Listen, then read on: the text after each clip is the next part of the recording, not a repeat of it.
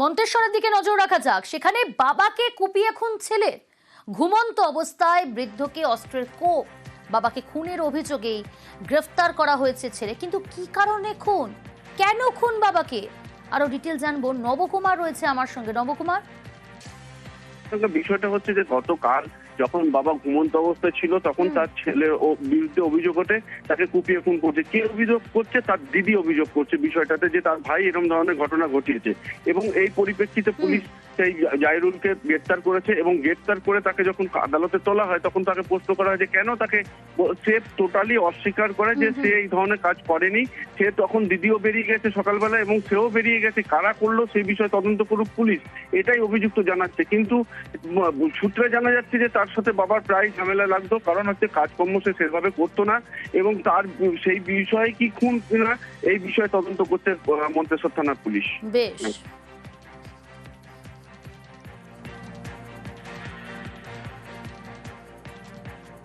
এই বাবাকে মারলে কেন? বাবাকে মারি নাই তো। যদি লোক যদি বলে যে অমুক জনাকে খুন করেছে, সেইটাই সত্যি হয়ে যাবে।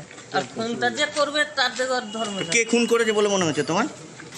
ওইটাই তো ধরতে পারি না। আমি বাড়ি থেকে বেরিয়ে গেছি, আমার দিদিও বাড়ি থেকে বেরিয়ে গেছে, দুজনে একসাথেই বেরিয়ে গেছি। তোমার সাথে বাবার ঝামেলা ছিল?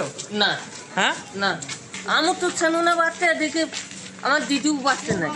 আর তোমার দিদি তো অভিযোগ করছে যে হচ্ছে তুমি হচ্ছে গিয়ে মেরেছো। আর তার সাথেই এদিকে বেরিয়ে গেছি। সৎমাকে পুড়িয়ে খুন, বাবা সৎমা ভাই বোনকে পুড়িয়ে মারার চেষ্টা, কাউকে বাদ দেয়নি। তবে সৎমাকে পুড়িয়ে খুন, মৃত্যু হয়েছে। ঘর তালা বন্ধ করে পুড়িয়ে মারার চেষ্টা সৎ ছেলের। কিন্তু কি নিয়ে দ্বন্দ্ব, কেন সৎমাকে খুন, কেন তার টার্গেটে বাবা ভাই বোন প্রত্যেকে? শরদিন্দু রয়েছে আমার সঙ্গে। শরদিন্দু, দেখো, পূর্ব বর্ধমানের খণ্ডঘোষের উদয় কৃষ্ণপুরের পশ্চিম পাড়ার ঘটনা। গতকাল রাতে কৃষ্ণপদ মিস্ত্রি তার স্ত্রী এবং পুত্র কন্যাকে নিয়ে ঘুমিয়েছিলেন এবং গভীর রাতে সেই ঘরের বাইরে থেকে তালা বন্ধ করে দেওয়া হয়। এরপরে সেখানে জ্বালানি তেল ঢেলে সেই বাড়িতে আগুন ধরিয়ে দেওয়া হয় এবং তাতে দগ্ধ হয়েছেন ওই 4 জন। তার মধ্যে কৃষ্ণপদ মিস্ত্রি এবং তার সন্তান বাদল মিস্ত্রির অবস্থা আশঙ্কাজনক। কৃষ্ণপদ মিস্ত্রির স্ত্রী, তার মৃত্যু হয়েছে সন্ধ্যা মিস্ত্রি। এবং যেটা অভিযোগ যে কৃষ্ণপদর যে আগের পক্ষের যে সন্তান, সেই বাউল মিস্ত্রি ওরফে বাবুল, সে এই কাণ্ড ঘটিয়েছে। কারণ সে সম্পত্তির জন্য মাঝে মাঝেই হুমকি দিত এবং সেই সম্পত্তি সে পায়নি। এরপরই সে আগুন ধরায়, এমনটাই অভিযোগ এলাকার বাসিন্দাদের। এবং পুলিশও তাকে দগ্ধ অবস্থায় উদ্ধার করে বর্ধমান মেডিকেল কলেজ হাসপাতালে ভর্তি করেছে। তাই পুলিশেরও প্রাথমিক ধারণা যে সে এই ঘটনার সঙ্গে যুক্ত। এখন এই ঘটনার বিস্তারিত তদন্ত শুরু করেছে পুলিশ। বেশ, আমার মাটা মরে গেছে বলে আমার দাদার গায়ে গুরুদোষ হারিয়েছে। আমার দাদা মেঝেটায় শুয়েছিল, আমার দাদাকে আমার রাত্রে এসে আগুন দিয়ে পুড়িয়ে দিয়েছে। কে পুড়িয়ে দিয়েছে? আমার দাদার ছেলেটা, আগে বিয়ের ছেলে আছে, প্রথম মানে সৎ ছেলে। সৎ ছেলে বলতে চাইছে আমার জমি আর ভাগ দেয়নি বলে, তাই আমি মারি দিয়েছি। কে কে ছিল বাড়িতে? তো ছেলে, একটা ছেলে একটা মেয়ে, আর মা আর বাবা ছিল। ভাই ওটা মরে গেছে, পেট্রোল ঢেলে দিয়েছে, ছুরি পাওয়া গেছে। ছুরি? আগে থাকতেও ঝামেলা হচ্ছিল, পাটি ফুটি জানাইছিল, আগুন জ্বলছে, আমি নেবাইছি। আমি আর আমার এইখানে ফণি ভেঙে আমরা আর আমার স্বামীটা মোটরের পাইপটা ধরে রাখলো, 4 জনেই ওরা ঘরে ছিল। হ্যাঁ, ওই মেরেছে তালাটা। ওর ব্যাগ থেকে ওই যে ব্যাগটা, ওই এই যে ডিজেলের এটা, এই যে ব্যাগ, মানে টর্চ লাইট ছিল একটা, আর কি ছিল, ছুরি। কৃষ্ণপদ মিস্ত্রি এবং তার ফ্যামিলি, তার স্ত্রী, তার ছেলে, এরা এই ঘরের মধ্যে ছিল এবং তারা এই আগুনের মধ্যে 4 জন ছিল। মেয়েটির কিছু হয়নি দেখলাম, জাস্ট একটু হাতটা পুড়েছে। আর বাদবাকি স্ত্রী তার হসপিটালে মারা গেছে যেটা খবর পেলাম। আর ছেলে এবং বাবা এখনো পর্যন্ত বার্নড অবস্থায় হসপিটালে আছে। প্রাথমিক তদন্ত চলছে। সৎ ছেলে যার নামে এই দোষটা আসছে, সেও অগ্নিদগ্ধ হয়ে হসপিটালে আছে। শুরুতেই নজর রাখতে হচ্ছে উত্তরপ্রদেশের একটি ঘটনা। ফের পণের দাবিতে তরুণীকে আগুন। গ্রেটার নয়ডার পর উত্তরপ্রদেশের আমরোহায় আগুন। পণের দাবিতে স্ত্রীর গায়ে আগুন পুলিশ কর্মীর। আগুনে গুরুতর জখম তরুণী, হাসপাতালে চিকিৎসাধীন, আশঙ্কাজনক অবস্থায় দগ্ধ তরুণীকে দিল্লিতে ইতিমধ্যেই রেফার করা হয়েছে। প্রধান অভিযুক্ত উত্তরপ্রদেশ পুলিশের কনস্টেবল। আরো ডিটেল জানবো, মৈত্রী রয়েছে আমার সঙ্গে। মৈত্রী, পুলিশ সূত্রে কি জানা যাচ্ছে, কখন ঘটলো এই ঘটনা, এখনো পর্যন্ত অভিযুক্তদের গ্রেপ্তার করা সম্ভব হয়েছে?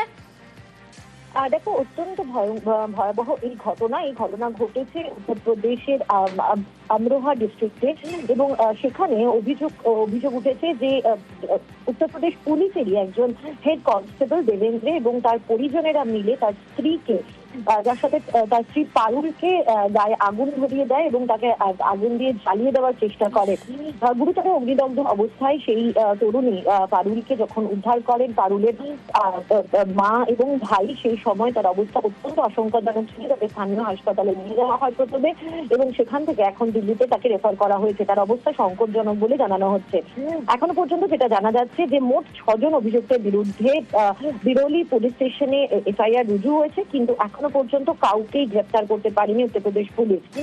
6 জন এখনো পর্যন্ত কিন্তু ফেরার রয়েছে। 6 অভিযুক্ত ইনক্লুডিং পারুলের স্বামী দেবেন্দ্র, তারা এখনো পর্যন্ত ফেরার রয়েছে। বেশ, उनके सास ने और घर वाले ने और ये परिवार था, ये सारा गजेश था, गजेश की घरवाली थी अनीता और उसका लड़का था छोटू, और क्या कहें मैं सोनू था, उसका देवर था, उसकी सास थी, उसका आदमी था। किस चीज से आग लगाई है? भाई गैस से लगाई है। पड़ोसन बकाई तो हम एकदम भाग गए।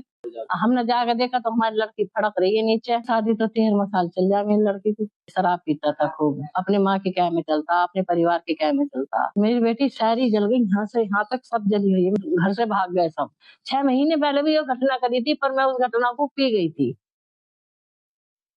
आज दिनांक 26/8/2025 को कपिल सिंह पुत्र वचन सिंह द्वारा एक तहरीर दी गई, जिसमें बताया गया कि उसकी बहन पारुल पत्नी देवेंद्र दहेज की मांग के चलते आग लगा दी गई है, जिसमें पीड़िता पारुल गंभीर रूप से झुलस गई है, जिसका इलाज दिल्ली के एक प्राइवेट अस्पताल में चल रहा है। परिवारजनों द्वारा प्राप्त तहरीर के आधार पर पति, देवर, सास सहित 6 लोगों के खिलाफ सुसंगत धाराओं में मुकदमा दर्ज कर अग्रिम विधिक कार्रवाई की जा रही है।